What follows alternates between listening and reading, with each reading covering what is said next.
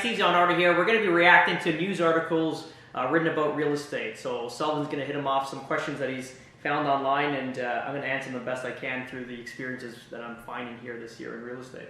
All right, so first one. Steve, they're saying more people who own multiple properties in the GTA are under 35 than over it.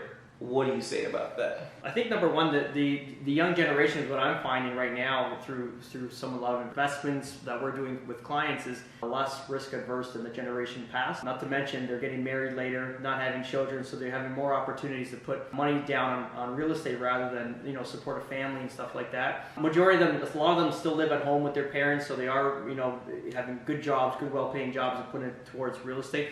Also, the baby boomers are retiring, and the baby boomers is one of the I guess the richest generation to retire, let's just say, right? And they're obviously splitting up funds. They're nest egg. They're kind of splitting it around with some children. So these guys have more of an opportunity to buy more real estate for sure. Yeah, I can see that happening. I can see it now, even with the lady I'm dealing with. She keeps buying pre-construction properties and flips them either on paper. Like we just sold her townhouse in Bolton on paper. She made about, I think, $170,000 gross, just flipping paper, just signing her name to it, which is great for her. And she sold a few condos before that. She's holding a few properties, and she just put a down payment on a new property, a 4,000 square foot property coming up north, which is amazing. Paid 1.6, probably.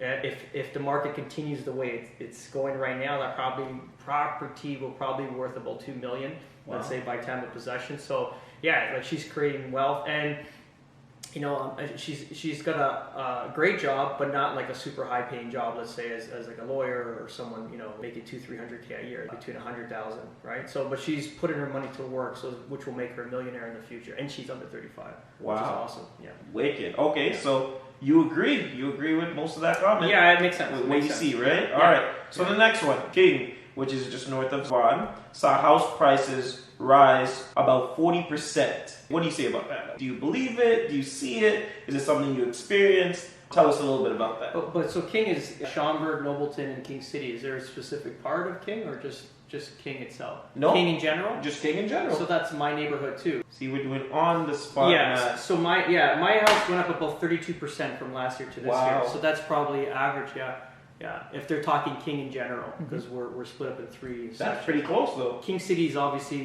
is the king of King, because right. It's obviously the most expensive part. Nobleton would be second, and Schaumburg would be third. But yeah, so 32%. Yeah, that rings quite true. Wow, are you surprised by it? Yes and no. I think obviously during COVID, when people were leaving, the more heavy density areas, they were going further north. King City is amazing because it's got the subway, or not the subway, it's got the GO train there. So people still got to commute downtown Toronto. They move into King City, they're spending some big money because they're selling for big money, and they still got the train going downtown. So that's what made that huge influx there. That's probably, I'm sure they've gone up more than you. If we're at 32%, just fast math on my property, yeah, they're probably like 35 to 40%. So you average it out, it's about 40 itself. Yeah, right? Yeah, it makes sense. So what's the advice you have for people that are buying in this area? Buy. Yeah, I think buy any real estate right now. Right. Like you can't go wrong with values for sure, but.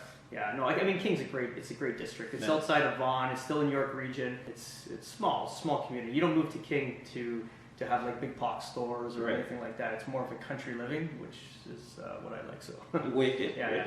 All right, cool. Well, listen, just some news for people and your reaction to the news. If they like this video, don't subscribe. Oh, don't subscribe, or should they subscribe? Yeah, guys, if you have any questions or comments or questions you want me to answer, please leave comments here in these videos, and then we'll get back to them as soon as we can, or shoot a video regarding them. That's pretty much it. If you like the video, please like, share, subscribe, and we'll get you to the next one. Ciao.